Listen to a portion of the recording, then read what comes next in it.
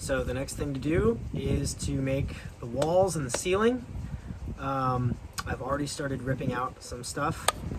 The headliner's gone. I just kind of started picking at it and it came out.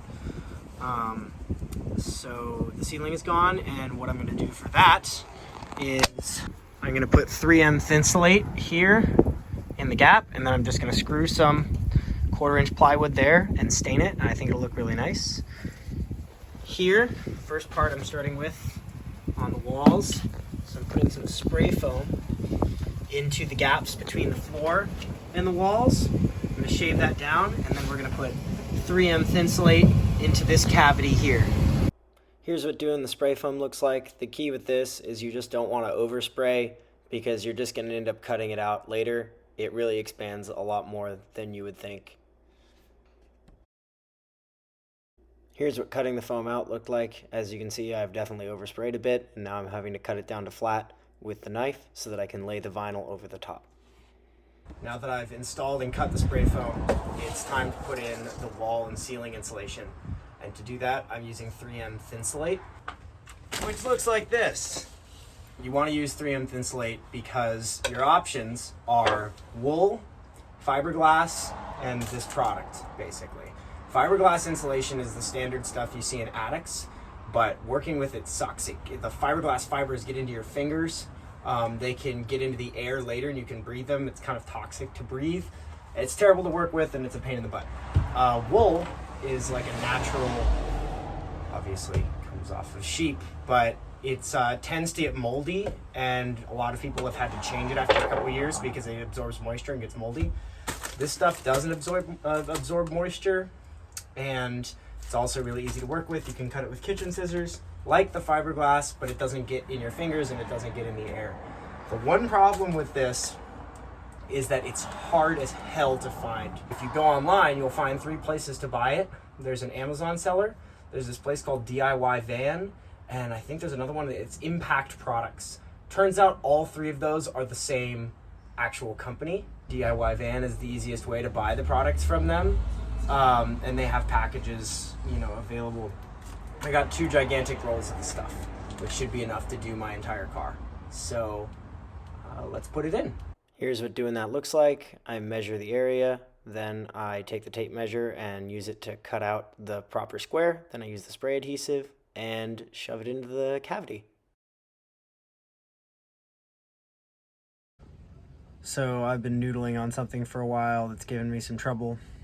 I've been trying to get the insulation inside the walls of my van. What I mean by that is I wanted all the insulation to be in between these 2 layers of sheet metal. And you see that should be pretty possible on this side, but what I failed to account for is that it's basically impossible over here, because you can see that there's just no way to get inside of there this whole way. And back there, you can see that I've been grinding away, screwing up the wall a little bit, trying to get insulation in there. This necessitates kind of a change of course. I'm gonna have to go with insulation on the the inside of the wall. And then I'm gonna panel over that. And I'm not super happy about this because it takes away some of my interior space. That wall thickness is gonna be taking away from the space I have inside the van. But I don't think I really have a choice here because I can't get inside the walls. So that's my new plan that I'm gonna go with. The thing is, now that I'm going on the inside of the walls, I have to start thinking about where I'm gonna mount my bed. My original plan was to mount the bed right there, kind of under the windows, and I'm gonna mount a big 2x6 to the wall, like that. And then there's gonna be 2x4 slats coming across, going to this side, that I'm gonna rest the bed on top of. That's all dandy, except that over here I have this stupid rear air conditioner and heating unit, which are probably gonna be really nice to have once it gets really hot or cold, but right now they're in the way because I want my bed to be a little lower. I started getting some pretty acute analysis paralysis thinking about all these problems, and I decided that the best course of action was to just put the insulation up in the ceiling and put it on the walls and start working through problems with the bed and the paneling as I went, because otherwise I was never going to get really anywhere. I've finished all the insulation on the inside, on the walls and the ceiling, and it's ready for wood paneling, so check it out. All under around the air conditioner, up to the ceiling, all down there, and over here. The reason this part isn't done yet is because I'm gonna put the bed anchor right here, go across. Once that's in, I'll put the insulation right above that at the foot of the bed. And I've got along all the ribs next to the windows. I think it'll be pretty cozy in here. Another thing I should probably mention is the windows. Windows glass conducts heat really effectively, and if I don't do anything about the windows, it's going to be cold in there no matter how much I insulate everything else. So the way that I'm going to deal with this, I'm going to build all the wood paneling, I'm going to frame the windows nicely, and then I'm going to take the leftover Thinsulate and make window covers to keep the cold out when it's freezing. Some jackass drove by and you couldn't hear what I said for the rest of the clip. I decided a 2x6 was unnecessary for the bed, and I'm just using a 2x4. Here I've drilled some holes in the wall and drilled some holes in the wood, and I'm checking the fit to make sure that it goes in there right. So I've put the support for the bed in. I've got it notched so that 2x4s can come across and support the bed. Now I have to put in what are called furring strips. Those are going to be pieces of wood that just screw into the wall, and that's what I'm going to mount my interior paneling to. So the last couple days have been an absolute nightmare of indecision and lots of looking at things and thinking about how I want to do it and not being able to decide and getting confused and trying to measure stuff and having it not work.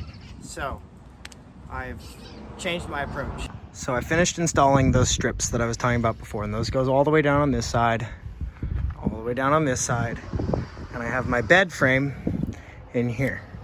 But then I realized I don't have a good place to screw in my side wall at the top. There's nothing to screw into there. And I kept thinking maybe I need to put more wood up there to screw into. And I couldn't figure out where to mount that wood. So I've changed tack.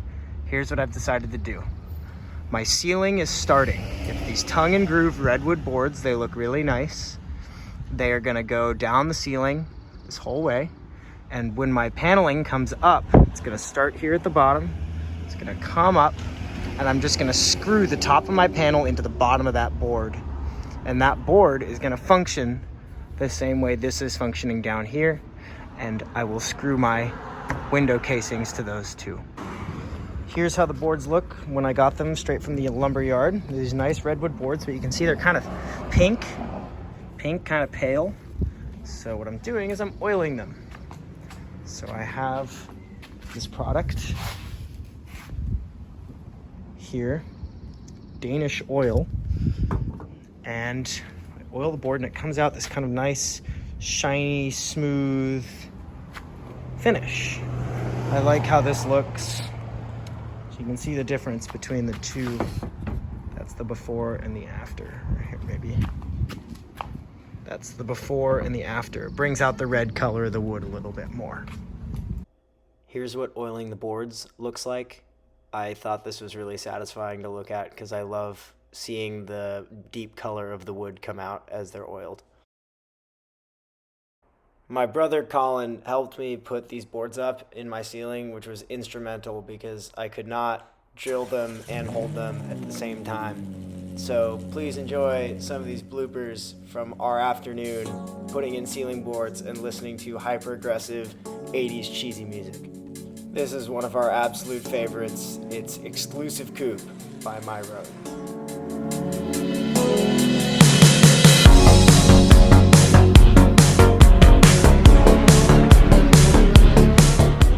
Like in 2019, I played this, I think for a week straight to start my day.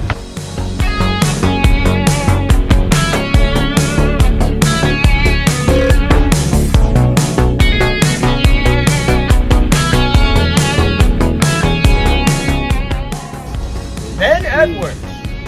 They don't come from a land down under. They come from Manhattan Beach, California.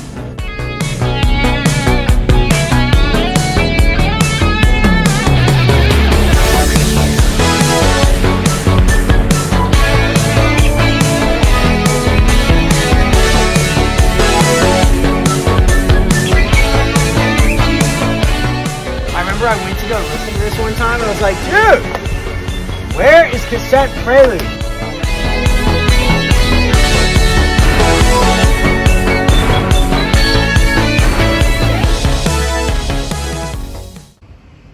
The roof is done. Goes all the way inside there. The next step was to cut the plywood panels for the walls. I used 1/4-inch plywood to do this. The process for this looked almost exactly the same as the floor from earlier. Measure, cut, put it in there, check to see if it was right, pull it back out, cut a little more, because there's a lot of non-straight surfaces and curves and stuff like that that you can't really measure very accurately. All in all, this was a lot easier than doing the ceiling because this plywood was flexible and all kind of together. So with the ceiling, each board was a battle. Here you could conquer an entire wall of the car with one plywood panel that you just were careful with for a while. Here I'm just cutting the big wall panels, but obviously once I've got these in, there's going to be a bunch of small little corners and trim areas where I have to cut specialty pieces, and that's what the next step will be after these are all done. So the wall paneling is all done. Got all the wall pieces in, all those back pieces there, here. So the walls are done, and the next steps are to add boxes around the wheel wells and around all that air conditioner and whatnot, and then to frame the windows. And that'll probably be the next video. After that, I have to do the flooring and make my bed. As far as painting, my plan is I have all the panels done. I want to get all the trim, the window trim, and the connecting. There's going to be little quarter rounds, and you'll see what I mean by that later. All put in, and then once I have everything in and make sure everything fits, I'll pull it all back out again, paint it, and put it in for the final positioning so that I don't scuff it up while I'm doing other things. Here's how I've been keeping track of my to-do list. As I said, wheel boxes, window frames, vinyl flooring, the stair edging for the step, painting, the bed, then that edging that connects the walls to the floor, and then the final trim that covers the seat belts and stuff.